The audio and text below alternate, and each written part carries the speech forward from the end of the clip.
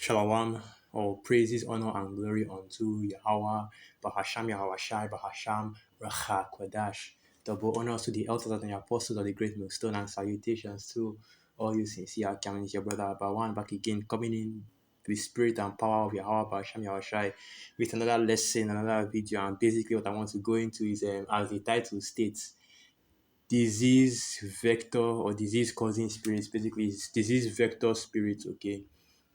Because as you already know in this truth, okay, that some of the illnesses that people in the world go through, some of the diseases, not saying that it's all of them, but some of these diseases that people are suffering, and are people, of course, being the Israelites, you so-called Negroes, Latinos, and Native American Indians, are actually being caused by spirits. Okay, now that's something that I make people do a double take. If you tell people that it's evil spirits that are causing their diseases, here in Nigeria, you might have some people that actually believe it, but you go to the West and other parts of the world where they are quote unquote more advanced and educated, when in all actuality, all education really is, in terms of this world, not in the actual truth of the word. Because if you go into the etymology of education, the word actually means to bring out, okay, to bring out that which you already, or to bring out that which is already known by you. But in this world, all education really is basically, I've forgotten the word I wanted to use. Indoctrination, yes, indoctrination.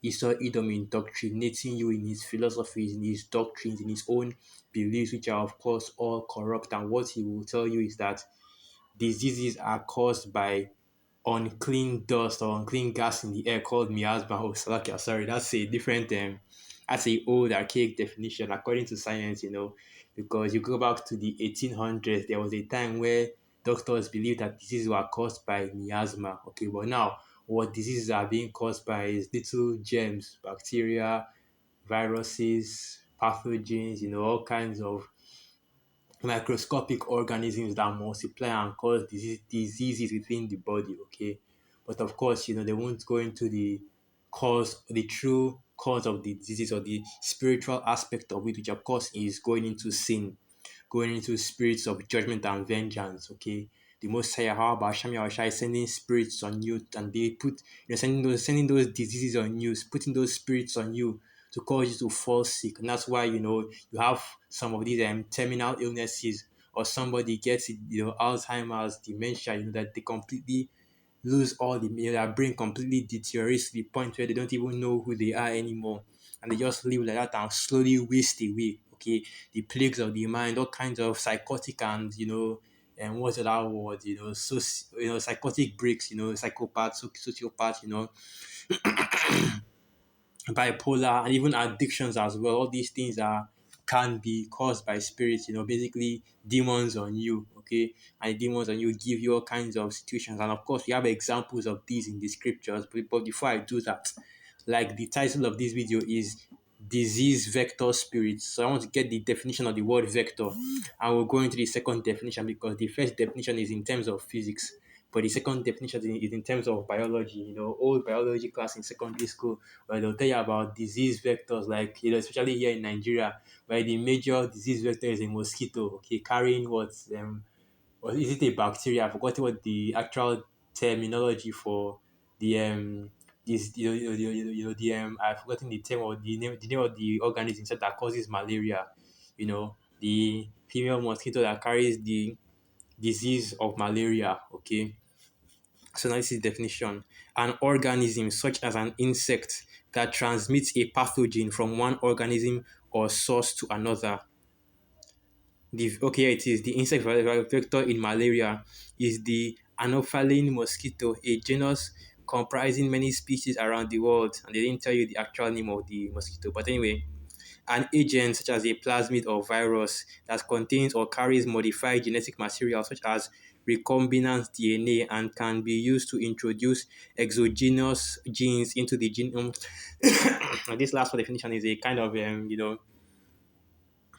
this last definition is kind of, is advanced a little bit, but the main point being is an organism that carries or transmits diseases from itself to to a host body, okay, or can give you diseases that can transmit diseases to you. And that's basically what the vector is, and that's why I used it as the title of this lesson. And this lesson, this video, I have to actually mention this as well, that it is inspired from out of nowhere this season, this month at least, okay, because in terms of anime, it comes out every 4 seasons according to the Western calendar. That's your fall, winter, spring, and summer, I believe. Okay, and this I've forgotten what season this is, but basically this October anime, it has a lot of supernatural animes in it, and a lot of them seem to connect with the same points, being that spirits, causing diseases, causing discomfort for people. You have Mob Psycho 100, Chainsaw Man, so okay, I try to remember there were others there were others, but I can't remember all of them. Okay, basically you had multiple animes that have the same theme coming out this season. Okay, so this period, so I had to go into this a little bit because okay, yeah, you say Yatsura. That's another one. That was actually the one that I was watching that gave me the inspiration for this, because you had a character in it that basically she was plagued by all kinds of demons and they were causing her all kinds of discomfort, a sore tooth, a back pain, illness all the way from her birth. She was plagued she was plagued by spirits all the way from her birth that was giving her all kinds of sicknesses, all kinds of diseases. And if you read the scriptures regularly, that should remind you of something. It should remind you of all the various people that came to Yahweh looking to have their demons exorcised. Okay, demons that cause them issues of blood, demons that demons that cause them seizures. Okay, like the boy that he threw himself into the fire, he threw himself into the water, or the demon of legion that basically was a super psychotic. Basically was him going in through a plague of the mind. Okay, a demon of going into all kinds of illnesses, all kinds of sicknesses, like that, all kinds of sicknesses, all kinds of situations as well that are being caused by these demons. Okay, or rather these spirits. Let's just say that these spirits, and that is what are going to talk. That's what I'm basically going to go into today. I'll get all those precepts to show that. Okay, but first and foremost, before I even do that, let me get this precept in the book of Ecclesiasticus, and I believe that's the 39th chapter. Okay, Ecclesiasticus 39, I think that's 28. Here it is. Ecclesiasticus 39, verse 28. There be spirits that are created for vengeance, which in their fury lay on sword strokes. In the time of destruction, they pour out their force and appease the wrath of him that made them.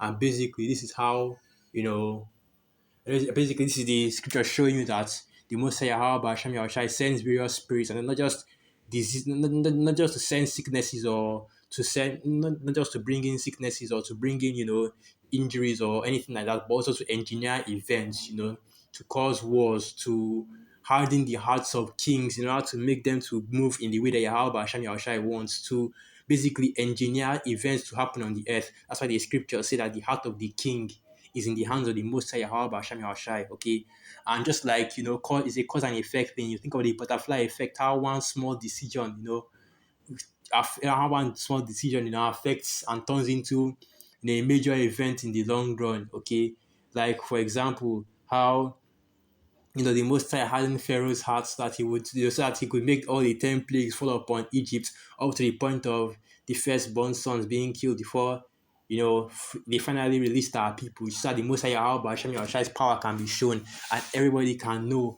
Everybody during that time would know and fear the name of the Most High Yahweh Hashem Yahweh, or how the Most High using a deceitful spirit, using a deceitful spirit, okay, made King Ahab to basically go to his death in battle, okay, even though the Most High, how about Shami Oshai, they still sent a prophet that gave him the truth that he would die in that battle, and I'm just giving examples in the scriptures. If you don't really know about what I'm talking about, you won't really get what I'm trying to say. So of course, we're still going to get all these precepts. So let's start with the woman with the issue of blood, right? The woman with the issue, and the issue, of course, now this is actually, is I forgot what the name of the disease is, but when a woman has, basically problems with her menstrual cycle, where it's constantly flowing and constantly flowing, okay. But anyway, this is the book of Matthew 9, verse 20, and it reads, And behold, a woman which was diseased with an issue of blood 12 years came behind him and touched the hem of his garment. For she said within herself, if I may but touch his garment, I shall be whole. But Yahushua turned him about, and when he saw her, he said, Daughter, be of good comfort, thy faith hath made thee whole. And the woman was made whole from that hour. And in another account, it also goes into how when she touched him. Let's just get that. That should be here. It is Luke 8 verse 43. And in this one, they give more detail. They go into more detail concerning this account. And this is also, let me just say this as well. For those of you that are still here and listening, this is also how you know that the gospels were actually the account of the gospels are actually accurate, because actual psychologists in this world, actual scholars in this world, read through the gospels and agreed that these were actual, true eyewitness accounts, because the way they gave the story, the consistency of the story, okay, and the way they wrote the story from different perspectives, or the different men that were there during that time, okay, proves that these gospels were written by men that's not but I mean by men that's had eyewitness account of our Lord Yahushua, and all recorded their own version and the things that they saw, because you have some stories that were in the book of Matthew that aren't exactly in the book of John, and vice versa, because you had some times when the apostles, the disciples were separate from each other and they were with Yahushua, and they saw some things that other disciples may not have seen. So that's just the point I wanted to bring out. But this is the book of Luke 8. Now start from verse 43.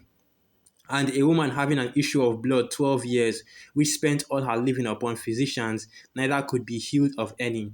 And there are some diseases that are like that, where you have a disease that is basically persistent, no matter how many drugs, okay, how much how many drugs or how many herbs or anything like that you take, you will never be able, it doesn't go away.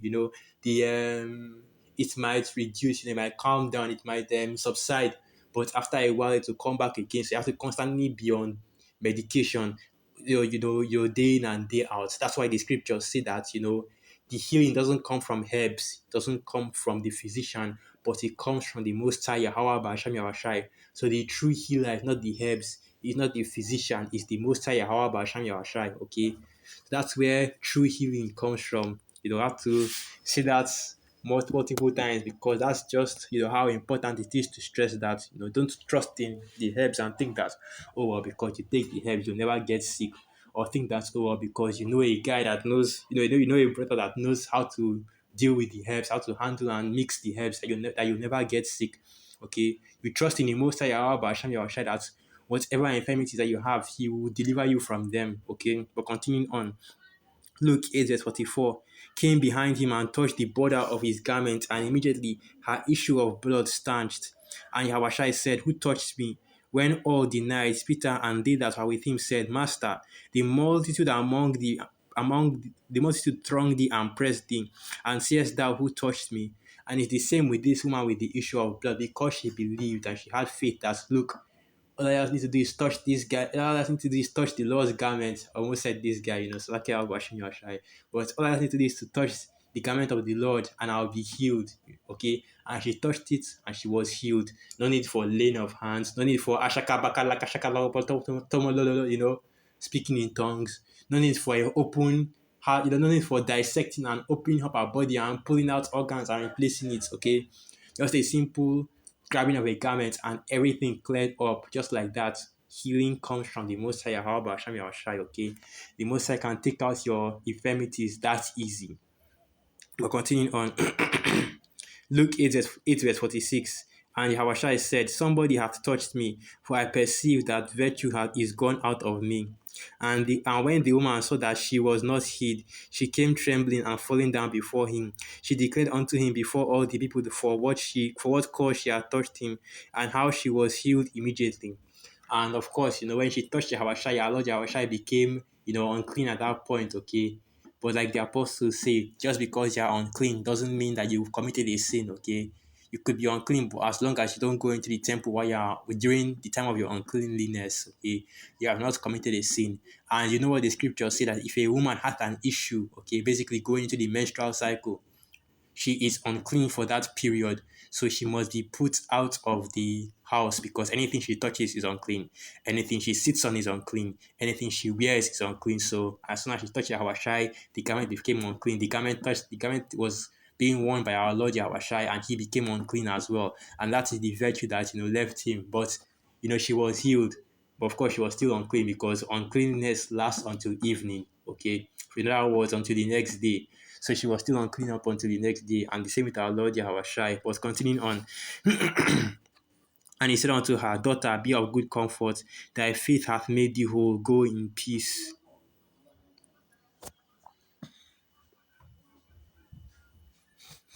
So now continuing on, let me go to this one as well. How does it go again? She already said the one going into the seizures, okay? Throw into the fire. Or was it cast?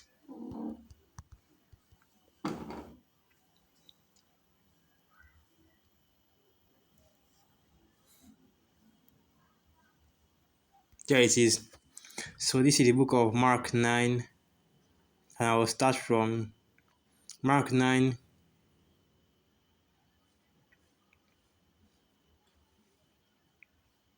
Okay, Mark 9 verse 9. Okay, Mark 9 verse 17. So this is the book of Mark 9 verse 17, and it reads, And one of the multitude answered and said, Master, I have brought unto thee my son, which hath a dumb spirit, and wheresoever he taketh him, he teareth him, and he foameth and gnasheth his teeth, and pineth away. And I spake to thy disciples that they should cast him out, and they could not. So you had a man with a son that was possessed by a spirit, and the spirit was basically giving him seizures. Okay, how does that go? I think it was it's epileptic seizures, basically, violent shaking, and I think it's caused by contractions in the. I've forgotten how these seizures work. Okay, I'm not a doctor, but the main point being, she should know what seizures mean. Okay, and this spirit was causing him to have these seizures because he had a demon on him, and the demon was making him have seizures. And you have various diseases like that can actually be attributed to a demonic possession, right? But in this world, people will think that such a thing as demonic possession is crazy, because when people imagine demonic, they imagine the exorcist. Okay, basically you have a woman that is possessed, that is climbing up walls, turning her head 180 degrees all the way to the back of her head, speaking with that demonic voice, that kind of thing. That when they bring out the Bible and start reading scriptures, they're thrashing around on the bed. But a demonic possession could be as simple as you having temper issues. Okay, you have a demon on you that's making you could get angry all the time. Okay, any small thing that happens to you, somebody just bumps into you in the street, you want to rip his head off. Okay, that can also be a sign of a spirit that is on you, that is bringing you, causing you to be to get mad, basically. Okay, to get angry at everything. But now continuing on, Mark 9 verse 21. And he asked his father, How long is it ago since this came unto him? And he said, Of a child, and oft times it hath cast him into the fire and into the waters to destroy him. But if thou canst do anything, have compassion on us and help us. Yahushua said unto him, If thou canst believe, all things are possible to him that believeth. And straightway the father of the child cried out and said with tears, Lord, I believe. Help thou mine unbelief. When Yahushua saw that the people came running together, he rebuked the foul spirit, saying unto him, Thou dumb and deaf spirit, I charge thee, come out of him and enter no more into him. And the spirit cried and rent him sore and came out of him. And he was one dead, insomuch that many said he is dead. But Yahushua took him by the hand and lifted him up, and he arose. And when he was come into the house, his disciples asked him privately, Why could not we cast him out? And he said unto them, This kind can come forth by nothing but by prayer and fasting. Okay, and this is showing you that there are different levels to these spirits. Okay, but it's all going into the same thing. That these spirits causes all kinds of situations in in people's lives. Okay, and I'm not telling you that of a certainty that any situation that you have right now, or like any disease or any condition that you have on you right now, is being caused by a demon. It could be, of course, but that doesn't mean that you just go because you know how Jake gets, they just go and start thinking that, oh, I got a demon on me. I need to go and find, somebody to exercise it out or pray it out for me. You know how Jake be. Instead of them to go to a, instead of them to go to a brother for anointing or ask the prophets to pray for them, they want to go and meet a pastor, one of these pastors, one of these buggers in the Christian church, talking about they got the demon on them, they got the demon on them, and go through, with and go through with all kinds of ridiculous requests that they will ask of you in order to quote unquote heal you, when in all actuality they won't heal you. Or like our people do all the time, they go to Esos medicine, which is basically the same as going to these churches, man, because something that you find out once you come into this truth is that it's Esos quote unquote science, okay? Esos so-called science is nothing more than just witchcraft with extra steps, okay? It's just technical witchcraft because you go into science and all the so-called theories and the beliefs of this science, the Big Bang, okay, gravity. Because if you think about it, gravity is more like a spirit than an actual force, okay. What else? Evolution, that's magic as well. And what's it called? Transmutation. Not an example, but evolution is basically a form of transmutation and alchemy, okay, so on and so forth. It's all, just witchcraft with extra steps, man. All just being made, or was all created to subvert, the power of the Most High, Yahweh Basham Yahweh, or an attempt to do that by claiming that, the accounts in the scriptures concerning creation and concerning the creation of life and the whole universe is not real, okay? But you have people out there that will try and forcefully, connect evolution and the Big Bang theory to the scriptures, and that is false, okay? Because even the scriptures tell you that the most in the beginning, the Most High created the heavens and the earth and everything, and it didn't take a billion years for that to happen. A billion years for the whole universe to be created, a billion more years for life to come on the universe, to come in the earth, and then a billion more years for humans to actually come out, and then a billion more years before the humans actually became advanced enough to start using technology to the point that we are at right now. Okay, and once you really go into it, once you really decide to understand it and look into it, objectively, you realize that all of these theories or this or this origin, or this quote unquote science that Esau pushes out is nothing but actual pseudoscience. Okay, but back to what I was saying, here in the scriptures, you can connect, a majority of diseases and conditions that people face, including psychosis, including all these kinds of mental illnesses, to actual spirits, okay? And like the scripture said in the book of Ecclesiasticus, the 39th chapter, these spirits are created as spirits of judgment, spirits to do the will of the Most High, Yahweh Basham Yahweh. But let me just get this one as well, Legion, okay, which is basically Legion, which is probably the most popular spirit or demon that probably the most popular spirit or demon. Everybody knows who or what Legion is, okay. So now this is the book of Mark chapter 5, and I'll start from verse 1. Mark 5 verse 1. And they came over onto the other side of the sea in the country of the Gadarenes. And when he was come out of the ship, immediately there met him out of the tombs a man with an unclean spirit, who had his dwelling among the tombs, and no man could bind him, no, not with chains, because he had been often bound with fetters and chains, and the chains had been plucked asunder by him, and the fetters broken in pieces, neither could any man tame him. And always night and day he was in the mountains and in the tombs, crying and cutting himself with stones. But when he saw Yahushua afar off, he ran and worshipped him, and cried with a loud voice and said, What have I to do with thee, Yahushua, thou son of the Most High Power? I adjure thee by the Most High that thou torment me not. For he said unto him, Come out of the man, thou unclean spirit. Okay.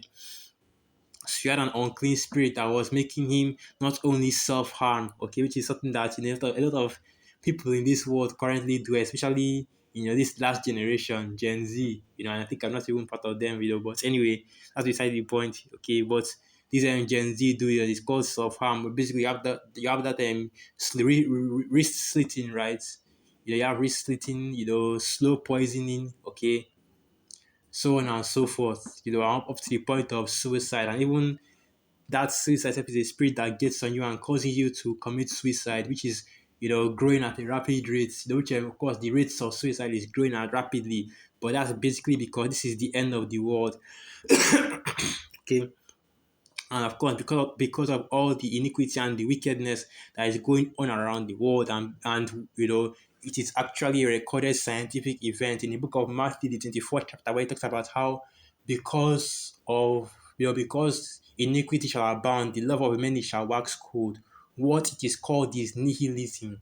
And I actually did a video on this.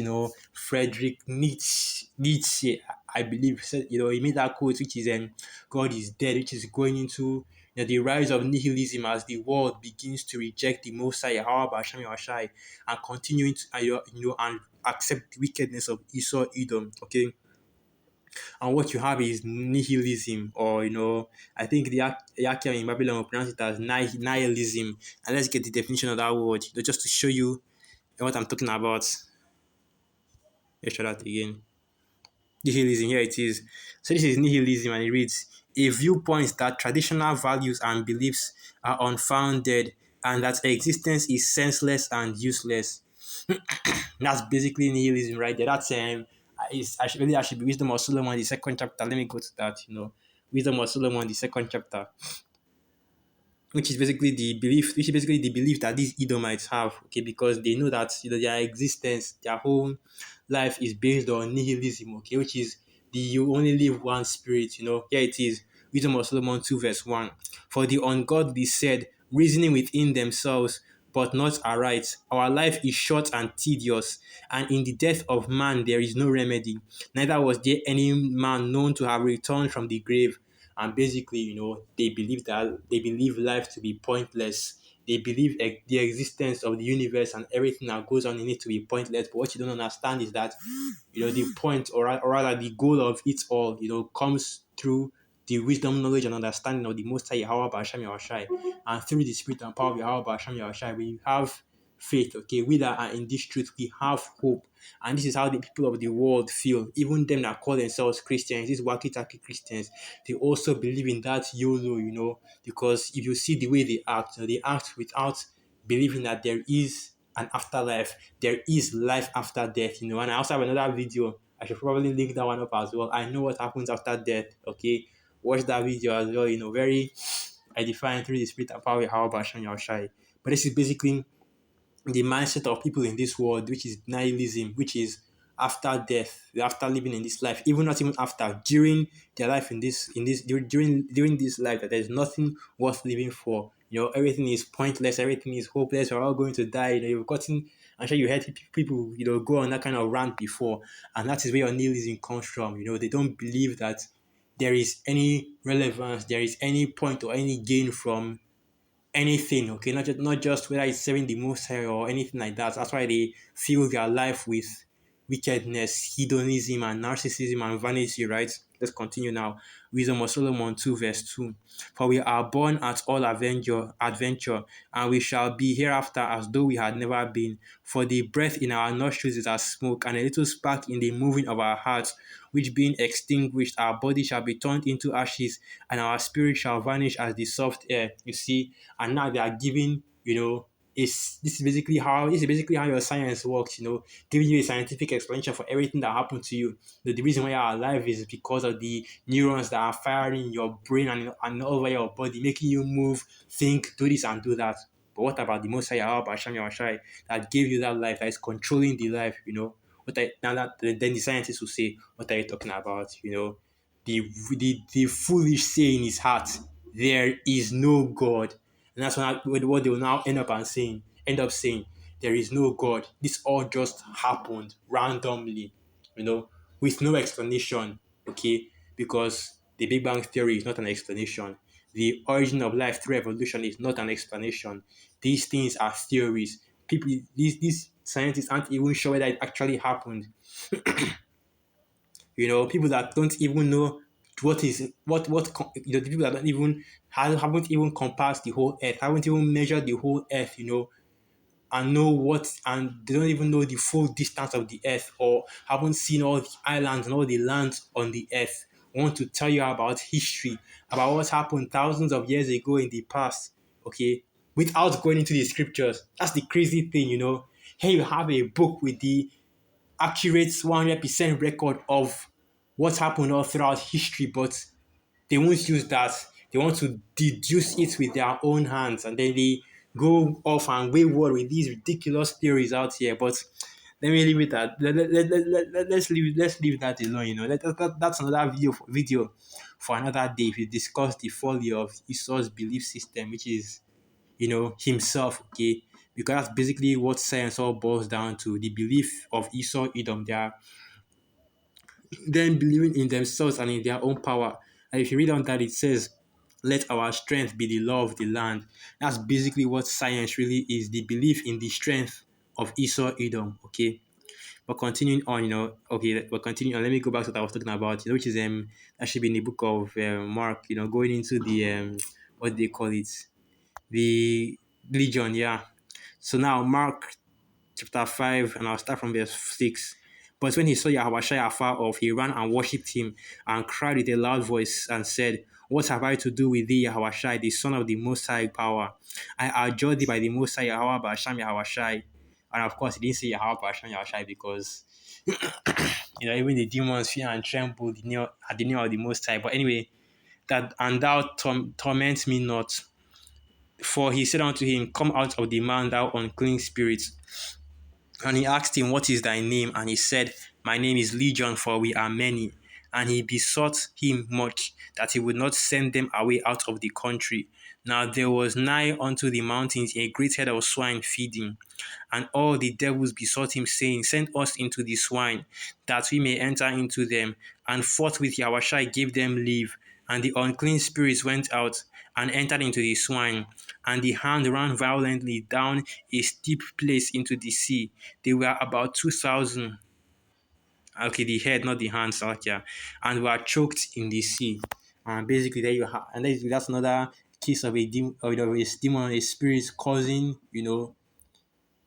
causing illness in somebody. Okay, and out of these demonic possessions, you see that what it does to people. It gives them all kinds of diseases, mainly the mental illnesses. Okay, but even going into actual sicknesses as well, actual physical ailments. Okay, like I don't want to give any example right now, but cancer. Other kinds of illnesses as well. You get the point. I don't want to start giving examples because you know how Jake goes. They will hear something, I want to run with it. Oh, the reason why I got cancer is because there's a demon on me. I have to go and do this and do that. But that's not what I am trying to say. I'm just trying to make you aware that the sicknesses that are on you, okay, they are caused by the spirits created by Yahweh Hashem Yahushai, okay? It's not just what Esau tells you in these in these medical laboratories and offices that you should that you should just adhere to as well, because Esau says something and our people take it as law, okay? They take it as the end all be all. But and they forget to inquire of the Most High Yahweh Hashem Yahushai, because they forget that the Most High can also put sicknesses on people, put demons on people to cause them to go insane, put demons on people to make them, to make them go insane and shoot up a whole school, put demons on people to give them a terminal illness, or put demons on people to make them make horrible decisions in their lives that will eventually lead to their passing away. Put demons on people to bug them out and chase them out of the truth, basically. Okay, and this is, of course, the power of Yahweh Hashem Yahushua. Now I'm thinking about it, I should probably change the title to Spirit Created for Vengeance, because the demons don't only give people diseases. You also have demons in, that can make natural disasters as well. Okay, like for example, trying to think of an example. Like for example, the what they call it, Sakya, not demons, but spirits, because you could also have angels doing the same thing. What I was thinking about is the angel that has caused thousands of people to die when King David numbered our people. Let me get that precept. I forgot how that precept goes, but I know that his name of the man is Obed Edom. Obed Edom, which I think is Ibad other one. Okay, yeah, it's, oh, wait, this isn't the correct. This isn't it.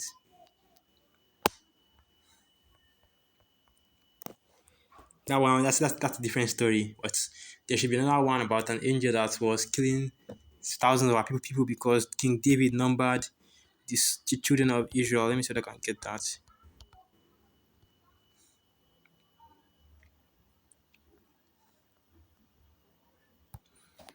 Here it is. Let me go to this. Okay.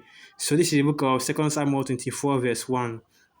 And again, the anger of Yahweh was kindled against Israel, and he moved David against them to say, Go, number Israel and Judah. For the king said to Joab, the captain of the host, which was with him, Go now through all the tribes of Israel from Dan even to Beersheba, and number ye the people, that I may know the number of the people. And Joab said unto the king, Now Yahweh thy power, and unto the people, add unto the people how many soever they be, an hundredfold, and that the eyes of Yahweh sorry, and the eyes of my Lord the king may see it. But why doth my Lord the king delight in this thing? Notwithstanding, the king's word prevailed against Joab and against the captains of the host, and Joab and the captains of the host went out from the presence of the king to number the people of Israel. Okay, I want to read the book of the book of Job and the book of I believe that is the same Chronicles and Kings as well. It's in the book of Chronicles and the book of Kings as well. You understand, what actually happened here, which is basically the Most High sent a spirit to, a spirit to, go, a spirit to incite this counting of the people of Israel in the mind of King David, okay, to make him want to count people in order for the Most High to put a curse on David, basically, and kill a bunch, and kill some posh parts of our people. Okay, so let's just read a little bit more into it. So now, Second Samuel 24, verse 5. And they passed over Jordan and preached in Aurora, on the right side of the city that lieth in the midst of the river of Gad, to and toward Jazer. Then they came to Gilead and to the land of Tatim Hodshi, and they came to Danjan and about to Zidon, and came to the stronghold of Tyre. Wait, hold on. And came to the stronghold of Tyre, and to all the cities of the Hivites and of the Canaanites, and they went out to the south of Judah, even to Beersheba. So when they had gone through all the land, they came to Jerusalem at the end of 9 months and 20 days. And Joab gave up the sum of the number of the people unto the king. And there went in Israel 800,000 valiant men that drew the sword, and the men of Judah were 500,000 men. And David's heart smote him after that he had numbered the people. And David said unto Yahweh, I have sinned greatly in that I have done. And now I beseech thee, O Yahweh, take away the iniquity of thy servant, for I have done very foolishly. And this actually reminds me that there was an unclean spirit that was put on King Saul as well, that made him, give him, I don't know whether it was a sickness or anything like that. That's another example right there. But this lesson has gone on a little long because of how many examples there are in the scriptures. But let's just continue on. When I say long, it's probably like 20 minutes or 30 minutes has gone right now. But anyway, continue on. For when David was up in the morning, the word of Yahweh came unto the prophet Gad, David's seer, saying, Go and say unto David, Thus saith Yahweh, I offer thee three things, choose thee one of them, that I may do it unto thee. So God came to David and told him and said unto him, Shall 7 years of famine come unto thee in thy land, or wilt thou flee 3 months before thine enemies, while they pursue thee? Or that there should be 3 days pestilence in thy land? Now advise and see what answer I shall return to him that sent me. And David said unto God, I am in a great strait. Let us fall now into the hand of Yahweh, for his mercies are great, and let me not fall into the hand of man.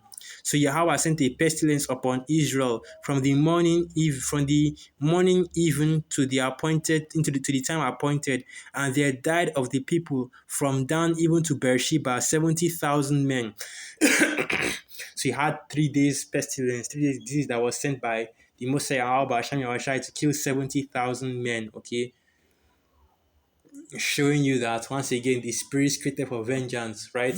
The spirits that were created by the Mosai Alba Shami Awashai that delights to do his will, both the left hand and the right hand spirits, because both sides are being sent out to do the will of the Most High, and sometimes they put sometimes these death angels, right? These spirits that cause judgments. It's not always just left hand spirits, it's also righteous spirits as well, giving out or meting out righteous judgment.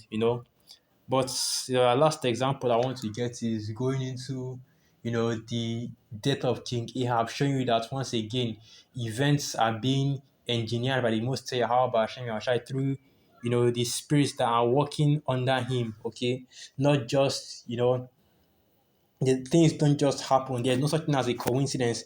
Everything you see happening on the earth is being engineered by spirits, right? That's where you get the reason why I'm using the word engineered is because the term social engineering.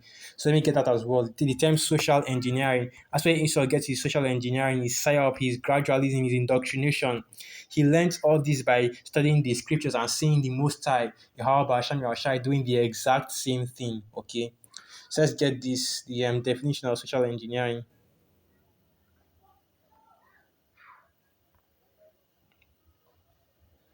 See how it is. Let me just use this one. Yeah, this one looks like the best definition from Kaspersky.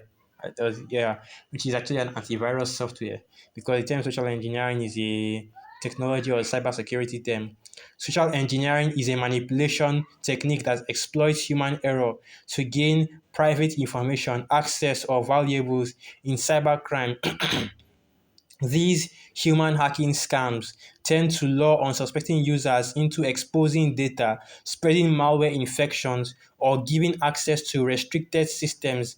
Attacks can happen online, in person, and via other interactions. Scams based on social engineering are built around how people think and act. As such, social engineering attacks are especially useful for manipulating a user's behavior. Once an attacker understands what motivates a user's action, they can deceive and manipulate the user effectively. And all that social engineering really goes into is, and basically exploiting, okay, manipulating. That's what I was looking for. People's behaviors to make them or to cause them to take a certain action that you want.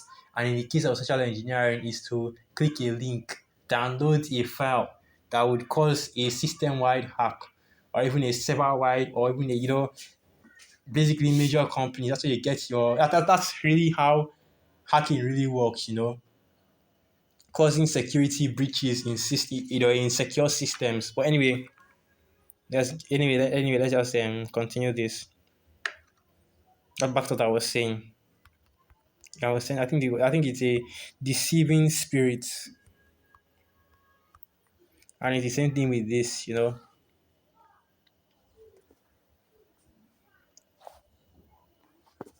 think I should just type Ahab and Jehoshaphat because those are the two kings at the time those are the two kings that were ruling when this happened.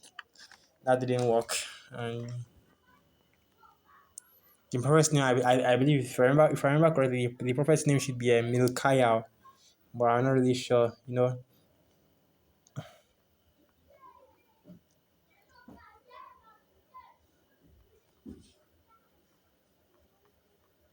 Let me look for it.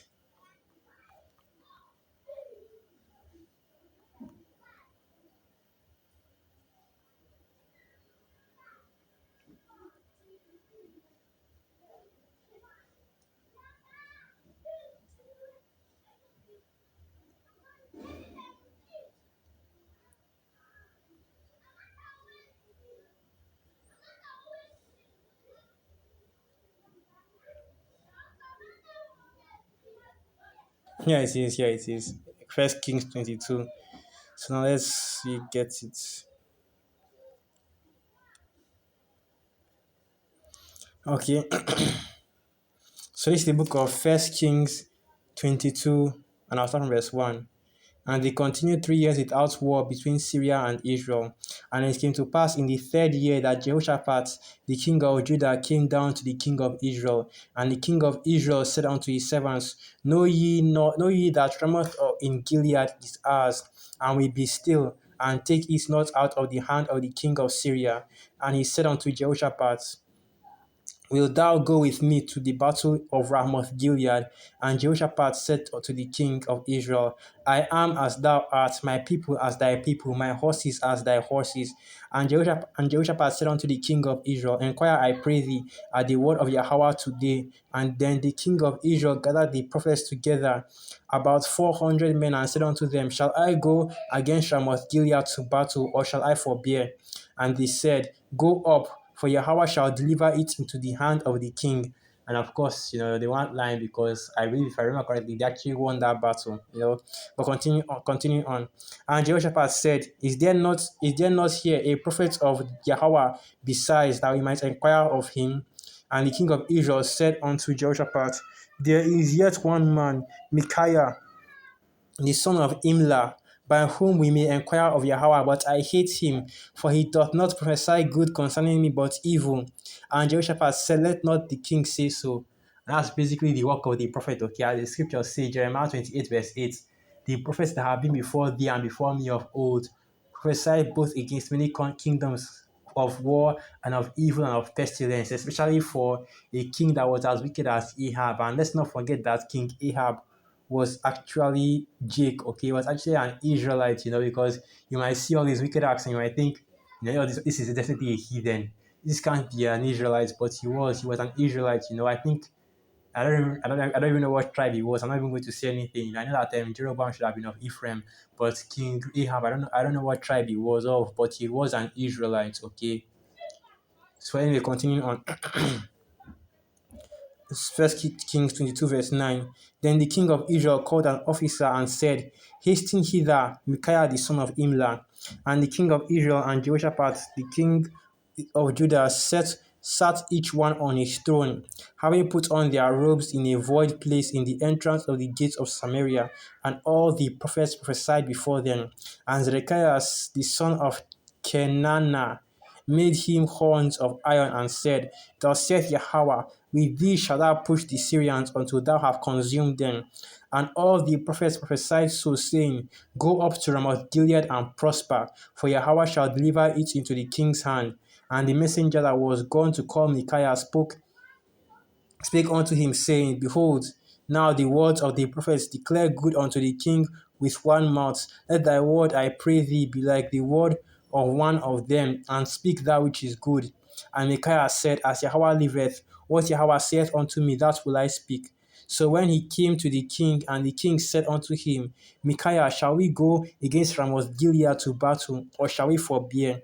And he answered him, Go and prosper, for Yahweh shall deliver it into the hand of the king. So he was like, yeah, go ahead and go and do what you want to do, right? Because that was basically the consensus of that was basically the whole prophecy, right? That you can go, you will actually win, but they will not add the part where it says that you will die in that battle, because he won the battle, but ultimately he got killed in the process. But continuing on, so he came to the king, and the king said unto, and continuing on from verse 17 now. Okay, sorry, from verse 16. And the king said unto him, How many times shall I adjure thee, that thou tell me nothing but that which is true, in the name of Yahweh? And he said, I saw all Israel scattered upon the hills, as the sheep that have not a shepherd. And Yahweh said, These have no master. Let them return every man to his house in peace. And the king of Israel said unto Jehoshaphat, did I not tell thee that he would prophesy no good concerning me, but evil? And he said, Hear thou therefore the word of Yahweh. I saw Yahweh sitting on his throne, and all the host of heaven standing by him on his right hand and on his left hand. So now you know where we get the term the right hand and the left hand from. So on the right hand was the righteous angels that protect the prophets, right? That give the wisdom, knowledge, and understanding of this truth to the men of the Lord, right? That control the chariots and show the signs and wonders to the prophets, that give inspiration for videos and for lessons, that give inspiration of the spirit, right? You have all the angels that are doing the healings, that are giving the messages, okay, and that are protecting. Okay, I said that one before already, but you get the point. And on the left hand, you have the deceitful angels, Satan, the angels that are dealing with these Edomites, that are giving them, the breakdowns in the through the left hand, basically the understanding to control the population, right? To deceive the people, right? To do all these evil and wicked sacrifices to further themselves through in wickedness. And continue on. First Kings 22 verse 20. And Yahweh said, who shall persuade Ahab that he may go up and fall at Ramoth Gilead? And one said on this manner, and another said on that manner. And there came forth a spirit and stood before Yahweh and said, I will persuade him. And Yahweh said unto him, wherewith? And he said, I will go forth and I will be a lying spirit in the mouth of all his prophets. And he said, thou shalt persuade him and prevail also. Go forth and do so. So now you see social engineering at work, right? We want, so the Most High Yahweh Hashem Yahushai said that we want, because anything the Most High wants is what all the hosts of heaven want as well. So he said we want. That's why in the scriptures, in the book of Genesis, when what did the Most High say? Go to now, let us create man in our own image, right? In the beginning, the powers, okay, because it was all the host of heaven, whatever decision the Most High makes, whatever he declares in heaven, right? That shall it also has that's in the Lord's Prayer. But you get the point, okay? The Most High is one that makes all the decisions for, and all the hosts of heaven follows. So he said, we want Ahab to die in the upcoming battle. What shall we do to make sure that he is there to die? And he comes to that battle and he perishes. So one angel said one thing, everybody was making up plans, right? And this is how I always see it happening in my head. Everybody draws up a plan to make King Ahab come to the battle, all kinds of different plans are coming up, but the Most High picks the one that he likes the most, right?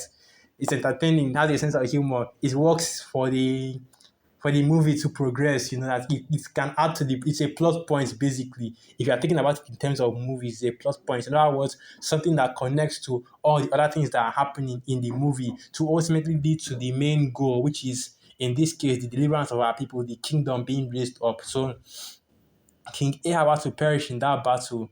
And the reason why you see this account happening, you see the prophets actually giving this account and it being recorded, so that you know how these things work in the heavens, how in the heavens, how plans are being made, both on the right hand, both in righteousness, and of course, to cause people to fall into judgment. Because what happened to King Ahab, his death was righteous, because like I said, how he got down. You know how King Ahab got down, okay?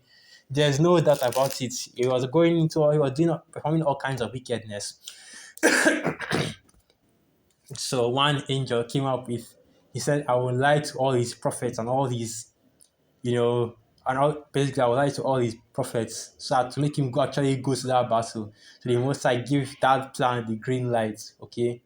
So now, through that manipulation, King Ahab went to the battle and he actually perished there. You read on down, you see that he was actually killed in that battle. And if I go into the history of the secular history, you'll probably still see the same thing, right?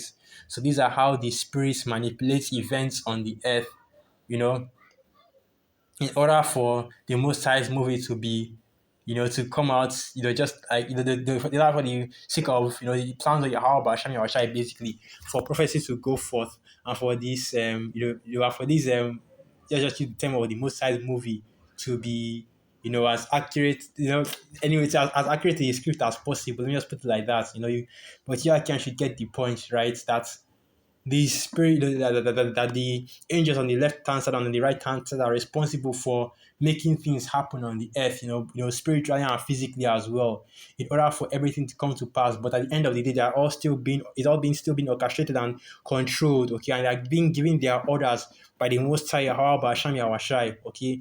The spirits of vengeance. That's probably what I will title this video. The spirits of vengeance, creating diseases, creating illnesses, creating events, creating disasters to happen on the earth, all for the advancement of prophecy, all for the advancement of the plans of the Most High Yahweh, Ba'asham Yahushai. So with that, I'll end the video right there. All praises, honor, and glory unto Yahweh, Ba'asham Yahushai, Ba'asham Racha Kwadash, Wa Abad Babal, and through the Spirit, I hope you are edified. Shalom.